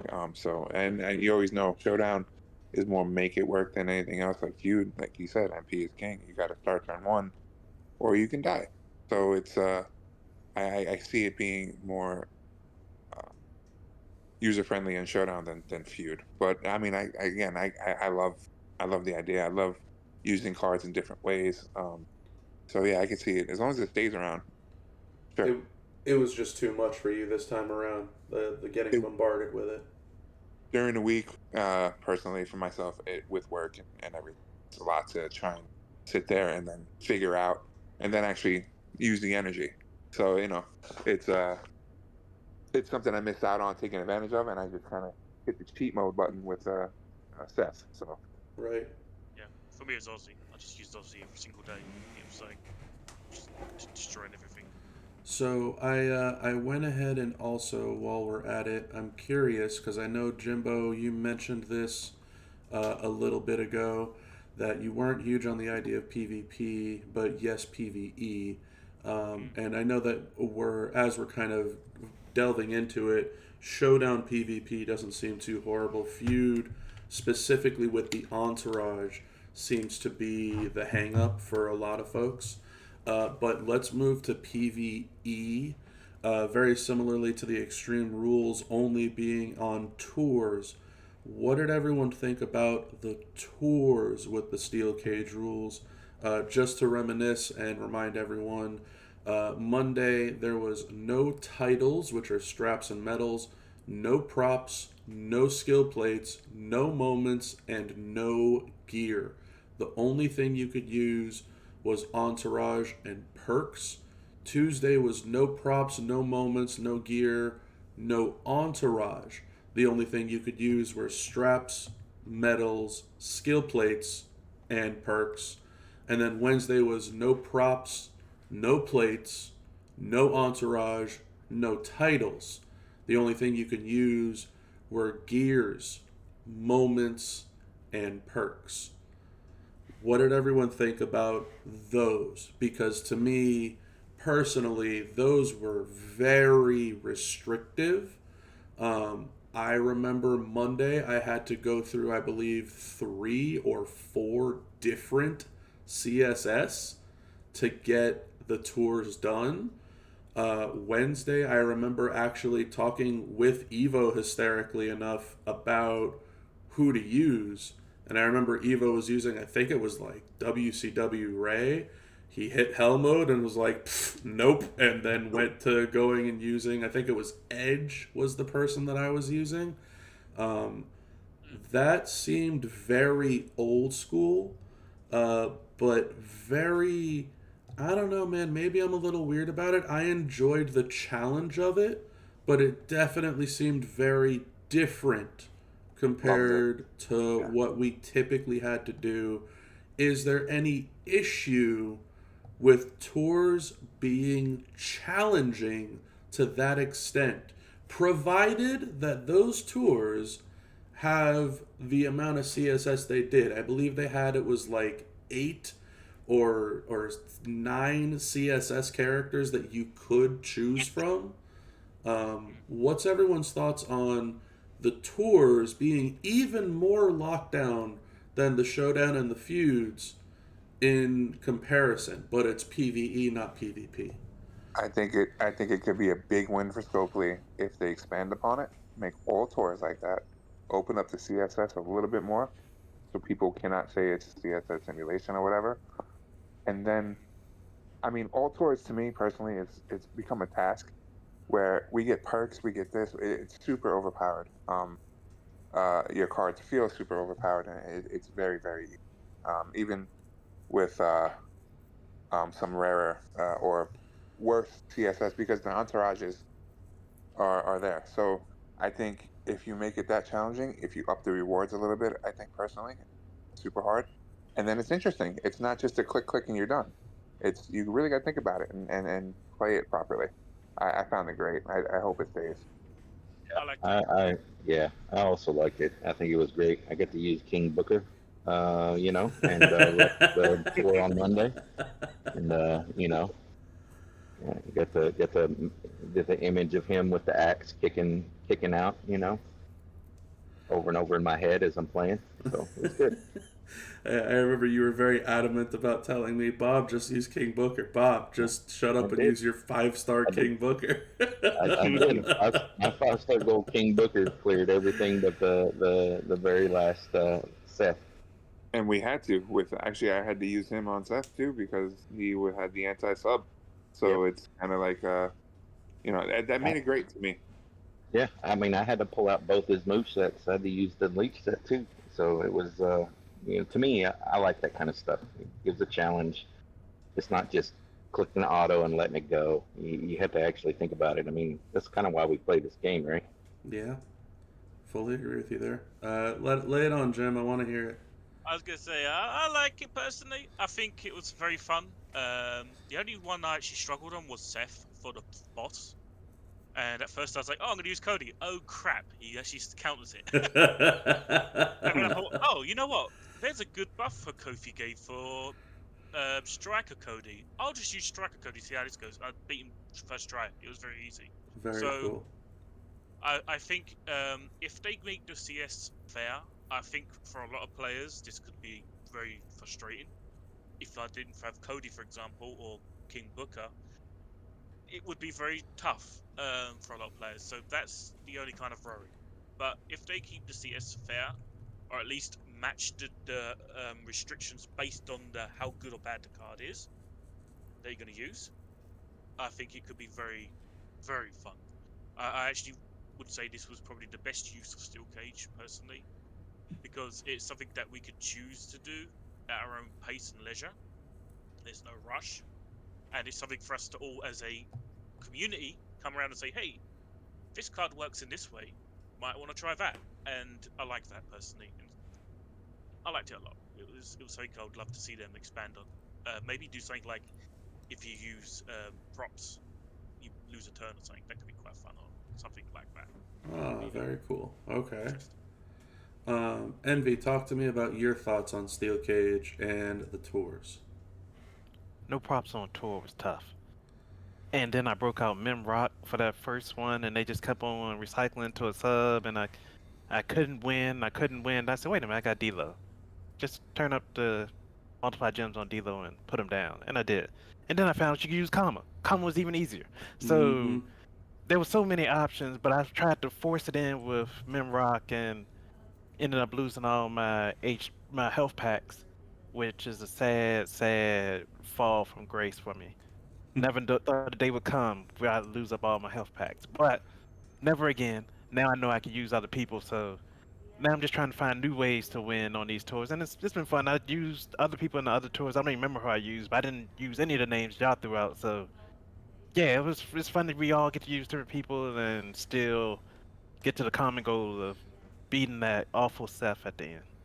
Yeah, I definitely have to agree. I think the steel cage and the tours probably the best usage of it.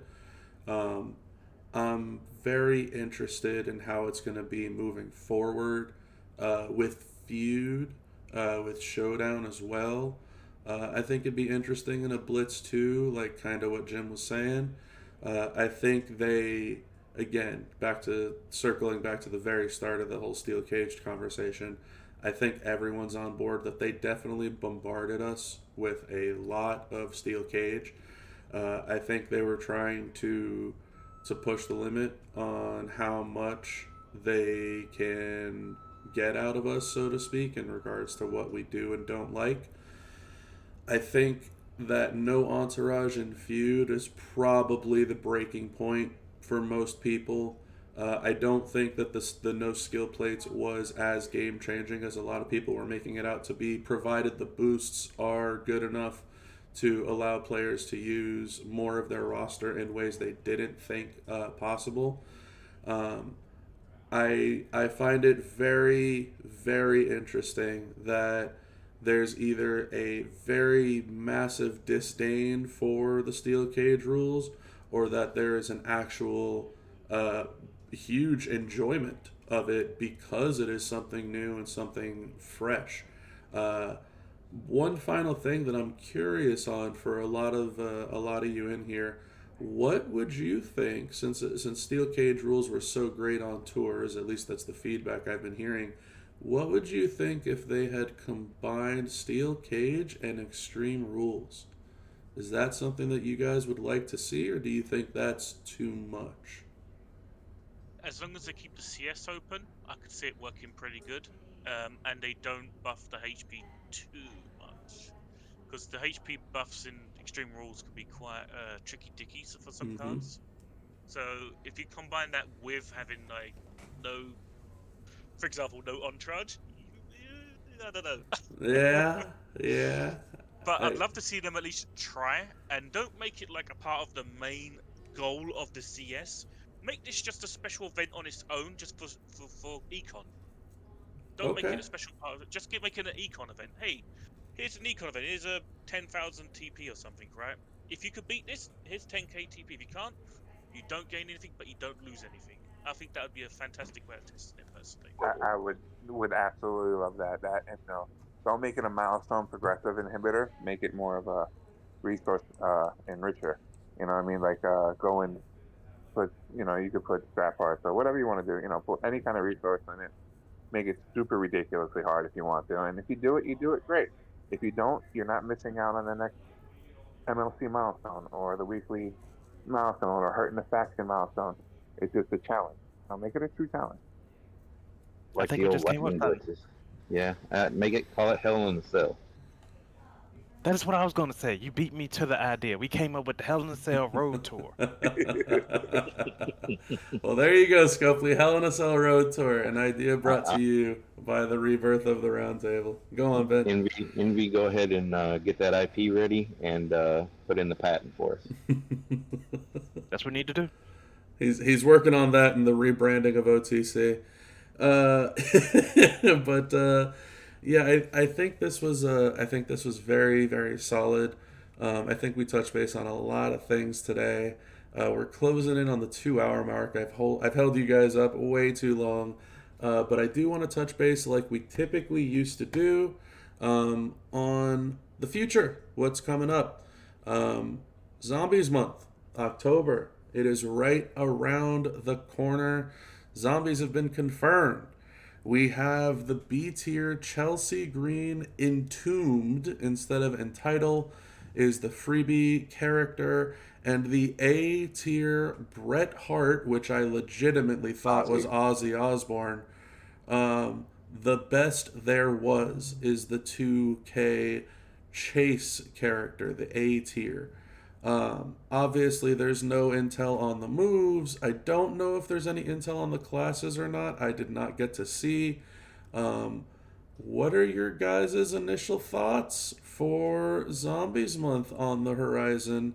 What do you think's going to happen? Are you looking forward to hopefully getting some old zombies that you don't have on the roster? Are you looking forward to the new zombies that we got coming up? Very, I guess, brief touch on the zombies. What are you guys thinking? The new ones, I'm very happy with Chelsea. That is a big W for a lot of people who are new because she's going to be the free. So that means anybody could play zombie females now. There's no excuse. That's fantastic. Bret Hart, hey, Scopely, you've got a chance to make a good Bret Hart. Keep trying. In all seriousness, though, I'm very happy. Look, I hope they make some more zombies that are more retro-esque. I would love to. Hey, come on! I want a Captain Lou of Eric Bischoff fucking zombie. Come on, it's not gonna happen. But I'd love to see it. But in all seriousness, though, I'm very excited. I always love Zombie Month. I always like how creative they can get. The only one I would love to see personally would be a Pretty Deadly zombie. That would a Tusos-esque Pretty Deadly. Please do it. But no, seriously though, they look great. I very much love the look of the Chelsea Green so far. Yeah, I like Zombie Month. I think the only thing I'm missing from previous Zombie Months is the Tuso gear and the Shaman gear, like at all. I think I have everything else, so hopefully those are available. And you know, hopefully it's not too crazy, but you know, they always show out pretty well for Zombie Month, so we'll see what we get. I'm interested to see what the trainer coaches look like, because usually the zombies have some pretty key trainer coaches that are useful down the line. Yeah, on that regard, you know, usually zombies are the meta changers, that are meta leaders in entourage abilities. I mean, do we see 100% gem damage trainers or coaches? You know, we'll see. I'm nervous. This turtle event makes me a little hesitant, like nervous about what they could do in regard to because apparently, you know, 4 cards aren't hitting their numbers that they want. I really don't want to see another 9-card month. But other than that, you know, I'm always excited for zombies. I missed last year's zombies, so I don't have the moment, which I'm personally looking forward to hopefully being available on the prize wall, the MLC, the midweek prize wall. Yep. And Becky. So I mean, they should have limited options to what they will put on that prize wall, so it should be there, I would think. But other than that, yeah, I mean, zombies is a fun time. And to tie it back to the turtles, the MLC is going to be called Toxic Rumble. So if they want to throw the other 2 turtle cards out there, there you go. You think we're going to get the turtles that early? Next month already? Maybe. I mean, why else would it be toxic unless it's like Toxic Crusaders, but nobody knows who that is. Well, zombies are made from toxic for the most part, right? So I'm guessing that's the deal with it. But I don't see turtles come back at least till 5 months or something, 6 months maybe. Yeah, like a 6 month, like a Christmas in July type thing. Turtles in May, whatever they want to call it. Turtles a ways away. Envy, talk to me about your thoughts on zombies before we wrap it up here. Well, I definitely don't have high hopes for Brett because, as we all know in the lore, Brett screwed Brett, so that's why he doesn't have any good cards. But I am looking forward to next month and also announcing my free agency. So anybody want to poach me right now, my DMs are open. But we got to get it done, and we got to move up here and make something happen. Because Chelsea Green is going to be great because I don't have the normal Chelsea Green. So just having a Chelsea Green for Chelsea Green requirements would be nice to have. 99 MP on the female character is always great. May was great last month, but I missed out on Tiffy during my little bit of time off. But then I got her back yesterday, so life's good. I like it. Well, I think if there was ever a time for the rebirth of the Roundtable podcast, it was right before Zombies Month. I want to send a huge thank you and appreciation to Ben, to Evo, to Master Jim, and to Southside Envy. Thank you all very, very much for hanging out with me on this wonderful Saturday morning of ours. We touched base on a lot of stuff that happened this past couple of weeks and this past month. I will be back 2 weeks from now, same time, same place in the Discord server with another episode of the Roundtable. I think that the Rebirth is officially complete, and the Roundtable will definitely be back. If you too want to have your own voice heard on the Roundtable, feel free to reach out to me. My Discord is very easy to reach. I am simply 2bob29. That has been it for our podcast. To the live listeners, thank you all for listening on in. That is why we have this on Discord, so that you can chat with us through the live chat. I'm sure some of you noticed we touched base on some of the items and topics and subjects that you guys were all talking about in there. And I wanna just thank everyone for listening.